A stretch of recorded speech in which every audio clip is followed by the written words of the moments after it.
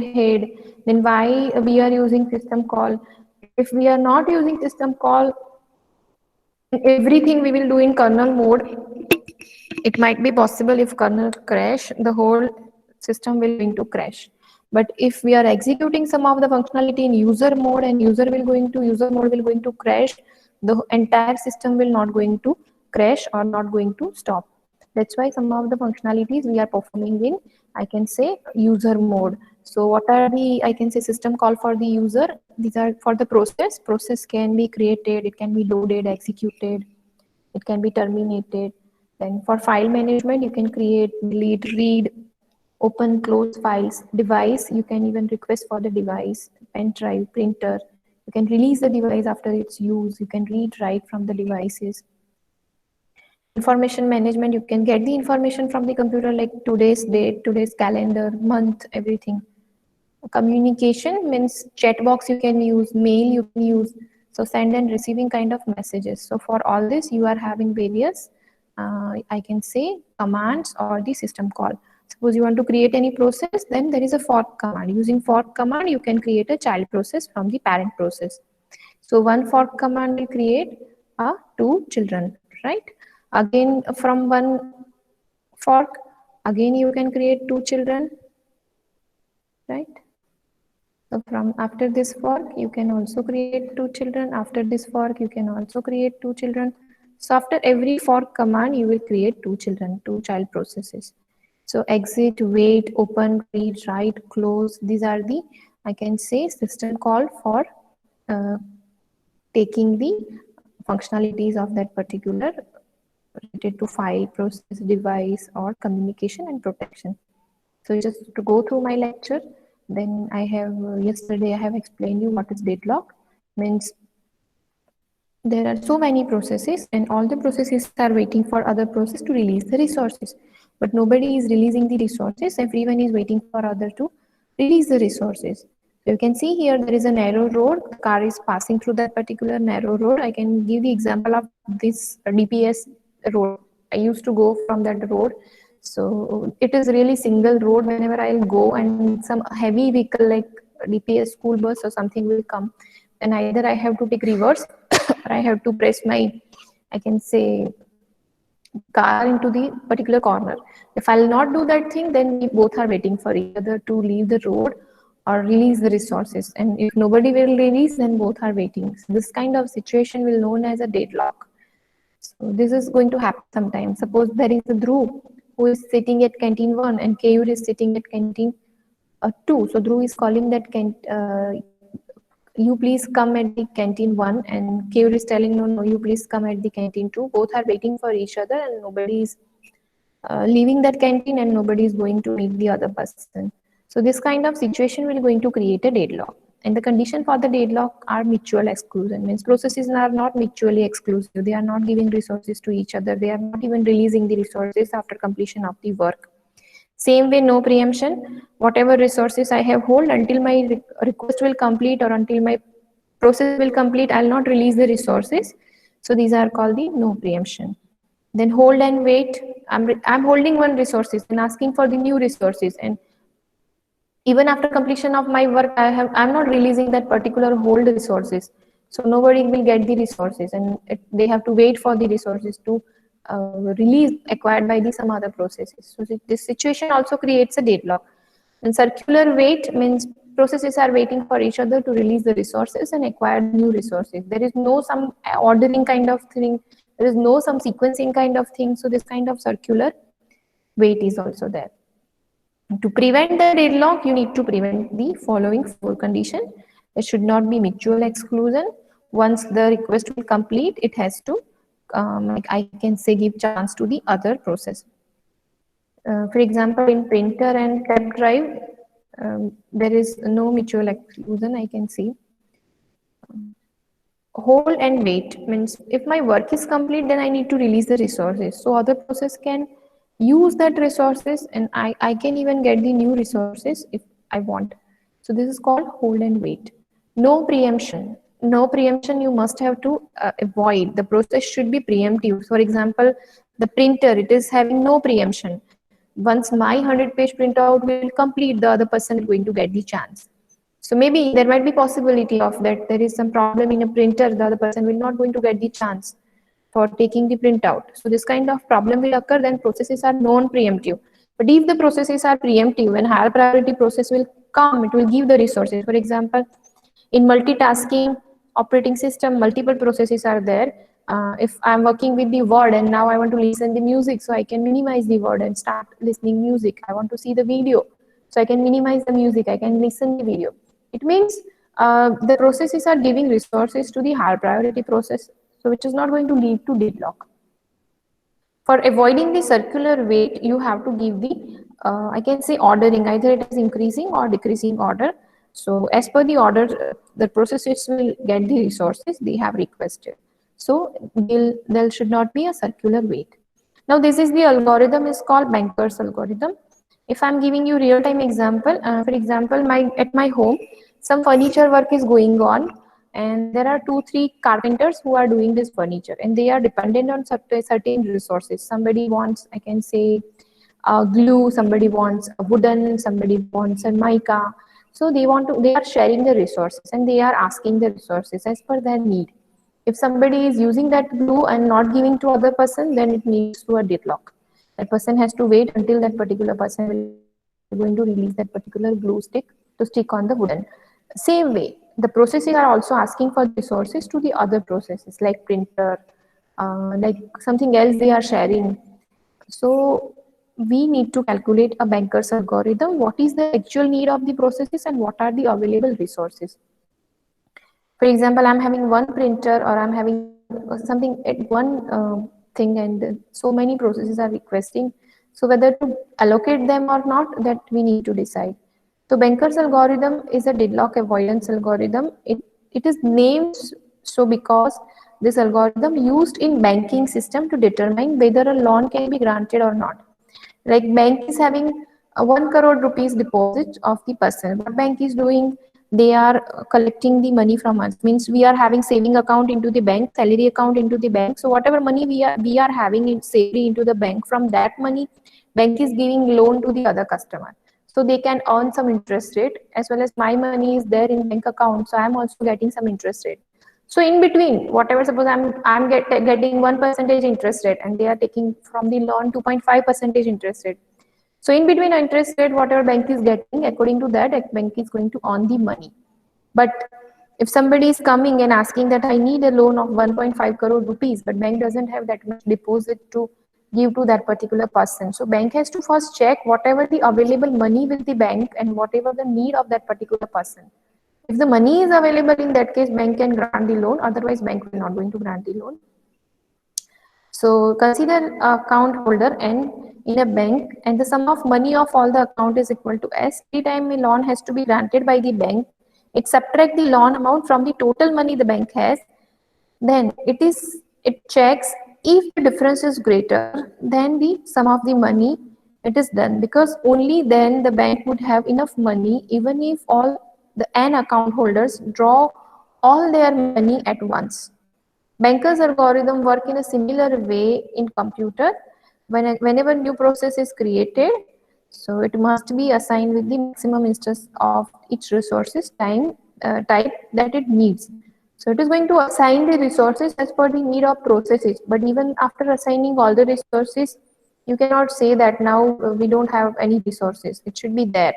Even after granting loan to the particular person, the sum should be greater than the granted loan money. So there is one example given to us. Consider a system with 5 processes. See here, 5 processes are given: P0, P1, P2, P3, and P4. And now you are having 3 resources.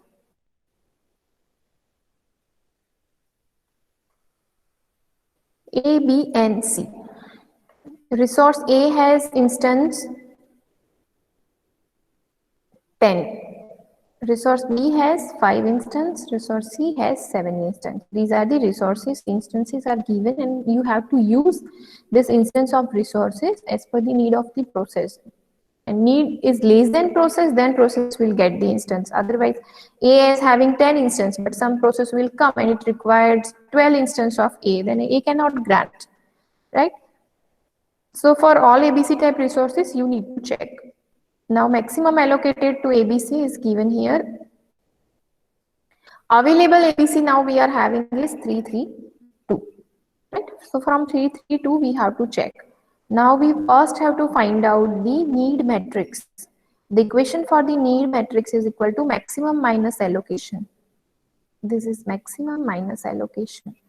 So this is the maximum minus allocation, right? So 7 minus 0 is equal to 7. Here 5 minus 1 is equal to 4. 3 minus 0 is equal to 3. Are you getting this what I am doing? પડે છે ને ખબર હું શું કરું છું આમાં? Yes, ma'am. I am just following this equation for P0, for P1, for P2 and P3, P4.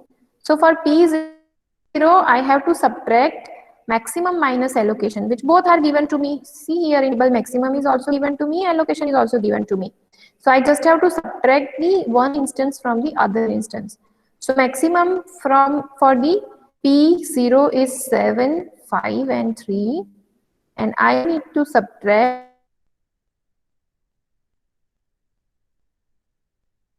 1 and 0. So whatever I'm getting here 7, 4, 3 for P0. You can see here 7, 4, 3. Same way I'm subtracting for P1, 1, 2, 2. Is the need I'm getting finally after subtracting. So you can see here for P1 maximum is 322 and allocation is 200. So what I'm getting here, 3 minus 2 is 1, 2 minus 0 is equal to 0, 2 minus 0 is equal to 0. Now for P3 I'm doing the same process, maximum minus allocation. બોલો કેટલા આવશે? 9 minus 3? 6. પછી? After this? 0, 0. 0, 0. Very nice. 600. Okay. For P4, 2 minus 2, 2 minus 1, 2 minus 1. 0, 1, So 1. Okay, very nice. For P4, 4 minus 0, 3 minus 0 and 3 minus 2. What is the output? 4, 3, 1. Excellent. So this is the need matrix I have counted from the given equation, maximum minus allocation. This I have done. Okay. Now what they have told us, you have to find out the need matrix in a safe system is in safe state or not. Then you have to find out the safe sequence. The same example is that same need matrix. એનું એ repeat થયું છે ખાલી આ pages ફોર્મમાં છે આમાં table બનાવેલા છે બરાબર આનો આ નીડ મેટ્રિક્સ છે આપણી પાસે 743122600 ઠીક છે બોલો 743122600 see in my right hand side and આ છે નીડ મેટ્રિક્સ બરાબર પાછળ હતો એ જ now from the given allocation, maximum, available and need matrix, we need to find out the safe sequence. Now these are the steps of safety algorithm. What safety algorithm is telling? If need is less than or equal to available, then execute the process. And new available is equal to available plus allocation. Else do not go forward. What it is telling, if my need is less than available, right? Available money in bank is 5,000 and I need 1,000, then I am going to get the money. And equation is new available money is equal to available plus allocated money. But my need is 10,000 rupees and bank is having 5,000 rupees, then bank will not give me money. So do not execute and go forward. Okay, now we will check for one by one process, need of one by one process. Need matrix we have already calculated. Now we are going to calculate for the P0. Right? Need of P0 is 743. Is greater than available or less than available, then we have to check. Available કેટલા છે આપણી પાસે 332. So for every instance we have to check. For A it required 7 but we are having 3 for A. For B it required 4 but we are having 3 here. C it required 3 but we are having 2 here. So whatever need of P0 is greater than the available we are having, right? So we are not going to execute P0 because P0 is asking more money than we are having. So we can't go give it to P0. So leave it. Now P1 comes. We need to check the need is less than or greater than of the availability. What is the need of P1? 1, 2, 2. You can write down here 1, 2, 2, sorry. And What is the available money we are having? 332. 122 છે ને? Okay, 122 is there. Now what is the available? Available is 332. For every instance we have to check. For instance A, P1 required 1. We are having 3. For instance B, P1 required 1. We are having 3. For instance C, P1 required 2. We are having 2. So P1 will going to execute because its need is less than the available. Right? Now new available is equal to available plus allocation. What is available? That is 332. And what is allocated? That is 200. તમારે allocation plus કરવાનું છે. હા, need matrix માંથી જ plus કરવા જવાનું. Whatever available you will going to get from here and whatever allocation you will going to get from the process. આ જે problem statement માં જે table આપ્યું છે ને, from there you will going to get, right? So this is your available plus allocation of the P1 for getting the new available, right? So available is what? 332. And what is the allocation of P1? That is 200. So add every instance. 3 plus 2, 5. 3 plus 0, 3. 2 plus 0, 2. Now what is our new available? Our new available is, હવે તમારે next time જ્યારે check કરો ને, at that time you have to see the new available. 5, 3, 2. This is your new available. Now we have to check 532, right? Now process P2 comes. What is need matrix of process P2? That is 600, right?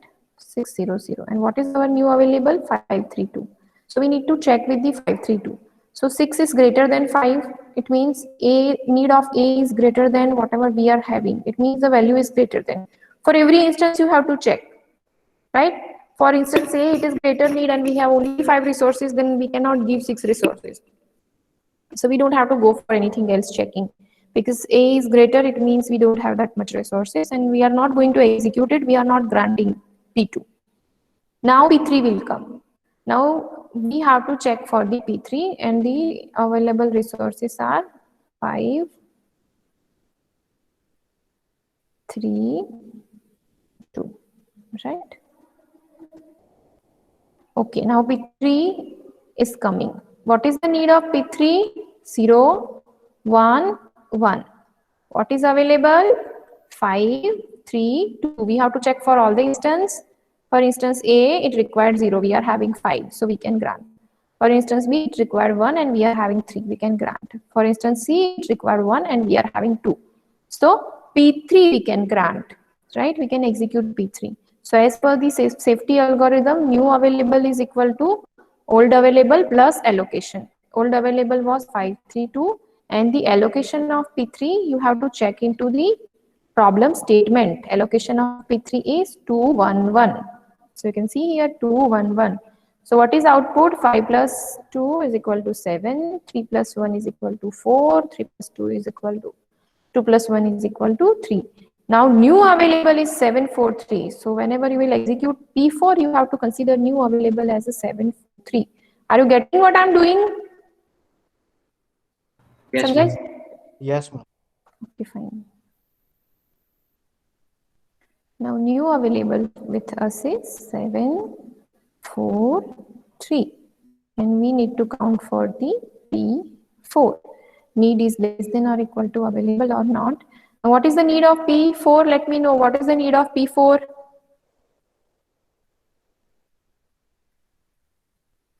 431.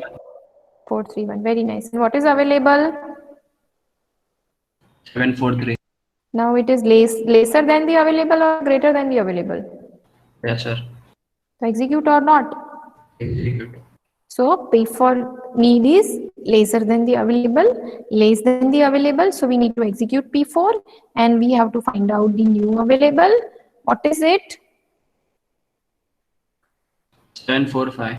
Yes, available plus allocated. Available is 743 and allocated for the P4. You have to check into the allocated matrix. And that is 002. So 002 plus 743. So we will get 7, 4 and 5. Now new available is 745. So as and when we are granting for the remaining processes, we need to check the new available and that is the 7, 4 and 5. right? Now you have to check which are the remaining processes that we have left, whose need was the greater than the available resources. So you can see from here, we have not granted P0, plus we have not granted P2, and we have not granted, okay. I think P0 and P2 are the processes that we have not granted, P0 and P2, right? Because its need was greater than the available need. Now we'll check for the P0. P0, need of P0 is 743, right? And the new available from this is 745. You can see here. So new available is 745. So you can say that now the need of P0 is lesser than the available. So P0 will going to execute and new available will be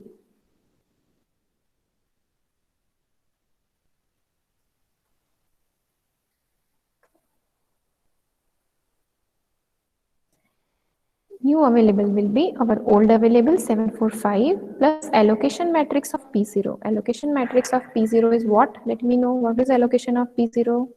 0 1 0. 0 1 0. So you need to add 7 plus 0 is equal to 7, 4 plus 1 is equal to 5, and 5 plus 0 is equal to 5. So new available with us is 755.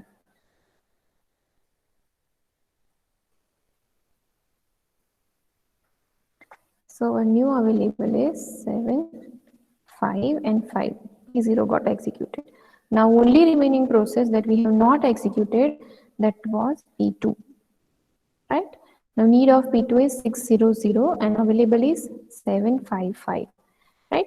So you can see that 600 is lesser than 755. In all the instances, for A it required 6, we have 7. For B it requires 0, we have 5. For C it required 0, so we have 5. So we can say that it is lesser than the available resources. So we can execute P2 and we have to find out new available resources, for which we have to add into the old need plus allocate it to that particular P4. P2. So allocation of P2 is 302 from the given problem statement matrix. So new resources finally we got after summation of this 2 is 7 plus 3, 10, 5 plus 0, 5, 5 plus 0, 5 plus 2, 7. So 10, 5 and 0 are the final resources we are getting. Now we have to check in which sequence we have executed. So just check here. First we have executed P1. Then we have executed P3, P4. Then we have executed P0 and P2. So P1, P3, P0 and P2. This is the sequence of execution, safe sequence in which you can execute safely. You can see here P0, P3, P4, P1, P3, P4, P0 and P2. This is the sequence we have executed. And you can see here now new available. So this is given here as per the definition 10, 5, 7, which is going to match here. It means our example is correct. Whatever sequence we have found, that is correct.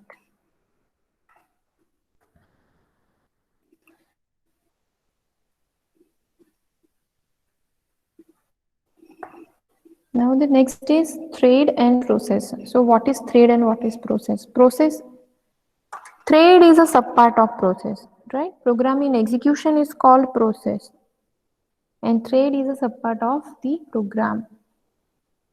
If I can give you example, then if I'm having browser Mozilla Firefox, so Mozilla is one program, and if I run it, if I open this browser, it means it will become process. And in this Mozilla Firefox, if I'm running Facebook, Google, then I'm opening YouTube, means so many instances I am opening for that particular Mozilla browser, then all this instance will become a thread, right? So thread is an instance of the process. Process is starting with the single thread or primary thread, and later can be create more than one thread. Process is having at least one thread. All the threads of a process have access to its memory and system resources. Thread is the smallest unit of execution to which process allocates time. Thread consists of program counter, which is going to contain the address of the next instruction. It is to be executed through the program, It is having stack, it is having set of register. Thread is also having unique ID like process. Thread itself is a not program. It cannot run its own, but it runs within program. On a multiprocessor computer, the system can simultaneously execute as many threads as there are processes on the computer. Thread is called lightweight process. Thread provides a way to improve the application performance through the parallelism. You can parallelly execute the processes using thread. So process can be divided into multiple thread, but thread cannot be further divided, right? The process has its own memory space. Thread of the same process share a common memory space. To create a process is a difficult, but it is very easy to create thread. Thread is also having life cycle. You can create a new thread. It will go into the ready state. Then it is dispatched and running state, and then it is going to terminate. And if there are some incomplete input output or some notification is there, and thread is going to block or it can go in sleep and suspended thread. Same way we have gone through the process life cycle also. Process creation, termination, ready, running, everything, right? Process cannot be directly go from new state to running state. It always has to go into the ready queue first, and from the ready state it will come into the running state. Once this kind of question was asked in GATE exam, is process directly go from new state to running state? No, it is not happen. Never it will go from new to running. It has to pass through the ready state always.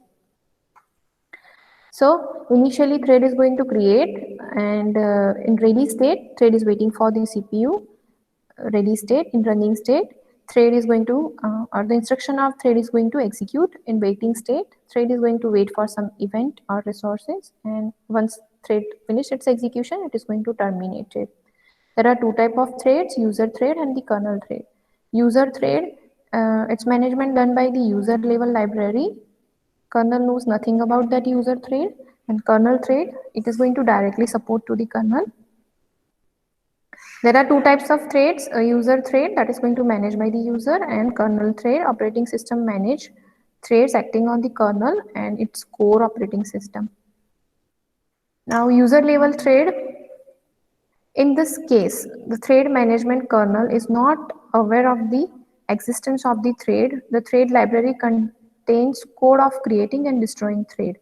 For passing messages and data between the thread, for scheduling thread execution, and for saving and restoring thread context, the application starts with the single thread, and then it is going to create a more thread.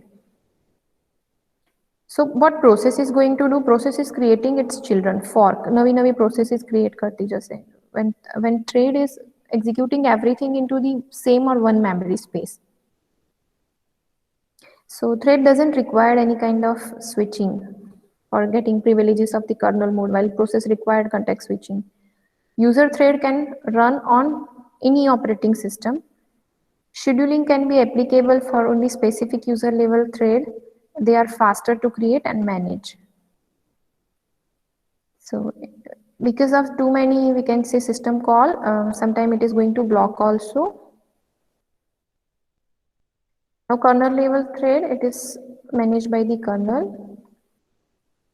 There is no thread management code into the application area. Kernel threads are supported directly by the operating system. Scheduling done by the kernel. Kernel performs the thread creation, scheduling, management in kernel space. Kernel threads are generally slower to create and manage than the user thread. You can see here kernel thread version. Sometimes you are installing the some libraries, some operating systems that will come under the kernel level thread. Kernel thread can simultaneously schedule multiple threads from the same process on a multiple process. If one thread is in process block, the kernel can schedule the another thread within same process. Kernel thread are slower to create and manage than the user thread. Transfer control from one thread to another within the same process required, again context switching. Multi-threading is a type of threading. It is having again three types: one-to-one, one-to-many, and many-to-one. Now one-to-many, it is going to many user thread can be mapped into single kernel thread, and it is handled by the thread library in user space, which is efficient into the nature. So you can see here multiple user thread is managed by one kernel thread. I'm going to stop here.